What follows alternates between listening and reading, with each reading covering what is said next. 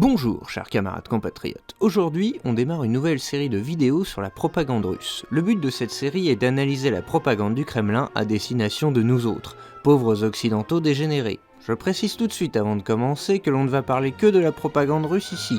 Néanmoins, les mécaniques et la rhétorique utilisées par ce pouvoir sont parfois les mêmes que d'autres puissances dans le monde, mais on en parlera une autre fois. Je ne suis pas non plus là pour débunker la propagande russe sur chaque crime de guerre dont ils sont accusés. Je vais simplement vous expliquer les mécaniques et la façon dont fonctionne la propagande russe, de façon à ce que vous puissiez reconnaître ces mécaniques dans d'autres opérations d'influence. Alors si vous êtes prêts, c'est parti. Faut pas oublier que l'Ukraine et la Russie, depuis des siècles, sont ensemble. Avec la Crimée, qui a toujours été une terre russe jusqu'à M. Khrouchtchev. Au moment où ce référendum s'est organisé, il n'y avait pas de pouvoir légitime en Ukraine.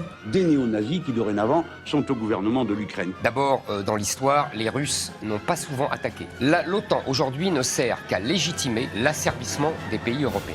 Убежден, такое естественное и необходимое самоочищение общества только укрепит наш. Tout le monde a été marqué par le massacre de Boutcha. Les images des civils désarmés, parfois abattus en pleine rue, ont rappelé le privilège que nous avons de vivre en paix et de n'avoir connu que cela depuis plus d'un demi-siècle. Ces images nous ont rappelé l'horreur de la guerre et surtout que les crimes de guerre et les crimes contre l'humanité peuvent avoir lieu également en Europe. Seulement voilà, alors que la plupart d'entre nous se sont émus du sort des Ukrainiens, certains ont commencé à remettre en cause la véracité du massacre, accusant les rescapés d'être des acteurs et les corps d'être des faux. C'est la première ligne de défense du Kremlin lorsqu'il est accusé. Lors de l'accusation de crimes de guerre ou de crimes contre l'humanité, la Russie a trois grands axes dans sa propagande. Premier axe, la négation. Lorsqu'on vous accuse de quelque chose, vrai ou faux, votre premier réflexe peut être de tout nier en bloc, surtout si l'accusation est grave. C'est exactement ce qu'a fait le Kremlin face aux images de Boutcha, mais également du bombardement de la maternité à Mariupol ou encore de la récente mort du journaliste français Frédéric Leclérimov, alors qu'il était dans un convoi humanitaire. Le pouvoir poutinien nie toujours, cela se traduit de différentes manières et les discours peuvent parfois paraître ridicules. Mais c'est parce que cette première vague de propagande n'est pas adressée aux gens comme vous et moi. Elle s'adresse aux initiés, aux chercheurs de vérité, à ceux qui sachent. Bref, elle s'adresse d'abord à un public déjà convaincu ou qui va d'office douter de tout ce qui peut venir de l'Occident ou des médias dits mainstream. Le but ici est de donner une version pour les convertis et de semer le doute chez les autres.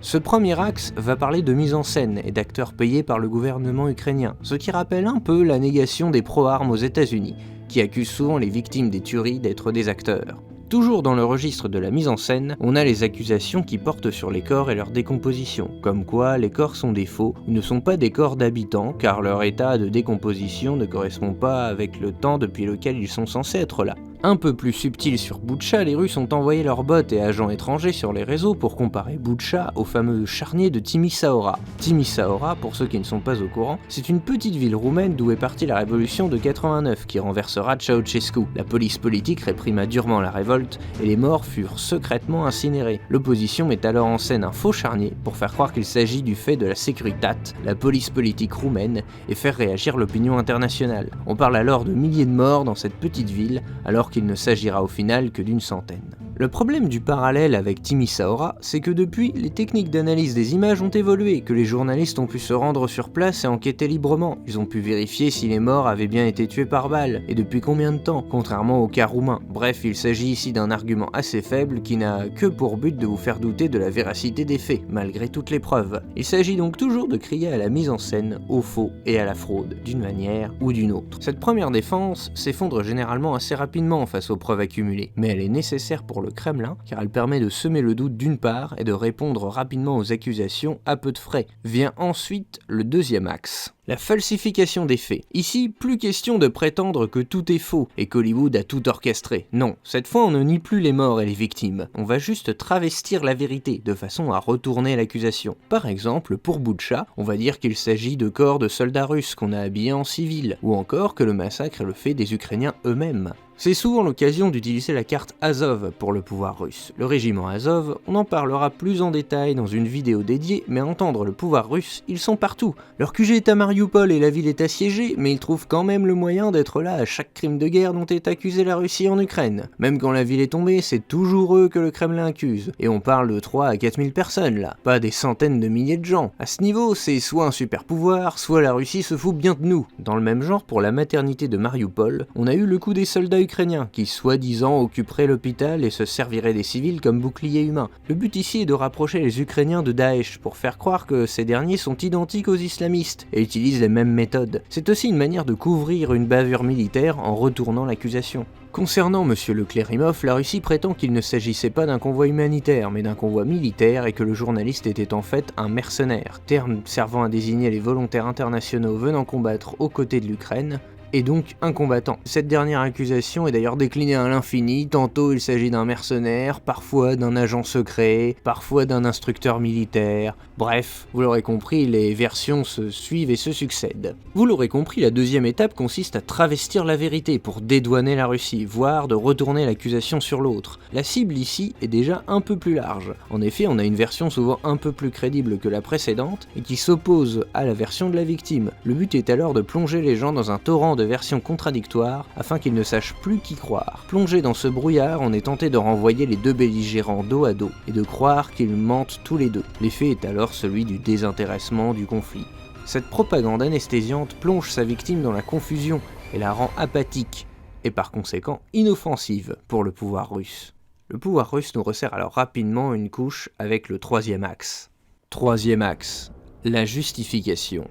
Lorsqu'on ne peut pas nier le crime, on peut toujours le justifier et chercher des excuses. C'est le but de cet axe. Les discours sont presque toujours les mêmes et consistent d'une manière générale à désensibiliser le public à l'horreur. On va donc nous expliquer que c'est la guerre, c'est normal qu'il y ait des massacres et des viols de masse. C'est jamais propre une guerre, que c'était inévitable, et que de toute façon, les civils n'avaient qu'à pas résister aux envahisseurs, ni à leur être hostiles. Vous l'aurez compris, le but est de chercher des excuses et de justifier les crimes commis d'une part, et de banaliser l'horreur d'autre part. Voilà pour les 3 types de récits différents que le Kremlin utilise à chaque crime de guerre. A noter que les 3 récits peuvent parfaitement cohabiter dans le même temps. Cela ne pose aucun problème aux pro-russes, pour qui les faits contradictoires peuvent parfaitement cohabiter en même temps. C'est ce que George Orwell appelait la double pensée dans 1984.